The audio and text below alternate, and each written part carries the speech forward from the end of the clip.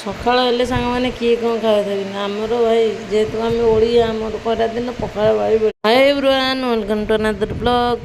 ଆପଣ ସମସ୍ତଙ୍କୁ ନୂଆ ଫ୍ରେଶ୍ ଭିଡ଼ିଓକୁ ୱେଲକମ୍ କରୁଛି। ଆଜିର ସକାଳର ଖାଇବାରେ କ'ଣ ଅଛି ଦେଖିବା ତ ସାଙ୍ଗମାନେ। ପଖାଳ ଭାତ, ଏପଟେ ମଟର ତରକାରୀ, ପକୋଡ଼ି, ତା ସାଥିରେ ପିଆଜ ଚୁନି ଚୁନି ପଡ଼ିଛି। ଏପଟେ ସାଇଡ଼୍ରେ ଟିକେ ପକୋଡ଼ି ଆଉ ଲୁଣ ଲଙ୍କା ଟିକେ ଚକଟା ହେଇଛି ସାଙ୍ଗମାନେ ଦେଖିପାରୁଥିବେ। ଆଉ ସାଇଡ଼୍ରେ ଯେହେତୁ ଖରା ସିଜିନ୍ ଆମ୍ବ ଟାଇମ୍ ଏବେ ଆମ୍ବ ବି ସାଙ୍ଗମାନେ ସେଥିରେ ଆମ୍ବ ଗୋଟେ ଯୋଡ଼େ ଆଣି ଦେଇଛୁ। ଏଇ ଟାଇମ୍ରେ ଯାହା ଆମ୍ବ ଖାଇବାକୁ ପାଇବେ, ତାପରେ ସିଜିନ୍ ଗଲେ ଆଉ ଆମ୍ବ ନଥିବ ସାଙ୍ଗମାନେ। ସେଥିପାଇଁ ଦେଖିବେ ପ୍ରତ୍ୟେକଟି ଘରେ ଏଇନା ଆମ୍ବ ଥିବ। ପଖାଳକୁ ମୋର ସାଙ୍ଗମାନେ ମଟର ତରକାରୀ ପକୋଡ଼ି ପଡ଼ିବ, ଚୁନି ଚୁନି ପିଆଜ ପଡ଼ିଥିବ ସାଙ୍ଗମାନେ, ଆଉ କିଛି ଦରକାର ନାହିଁ ସାଙ୍ଗମାନେ। ଏମିତି କିଛି ଅଛି। ଆଉ ବାରିଆଡ଼େ ଯେହେତୁ ଖରା ହେଇଲାଣି ବହୁତ ଜୋରସେ, ପୁଅକୁ ମନା ହେଉଛି କେମିତି ବାରିପଟୁ ସାଙ୍ଗମାନେ ଯାଉଛି ବିଲେଇ ପଛରେ ଗୋଡ଼ିକି ଦେଖିପାରୁଥିବେ। ତାର କ'ଣ ଥାଏ ଛୋଟ ପିଲା ନା, ତାକୁ ଯେତେ ମନା କଲେ ଶୁଣିବାର ନାହିଁ।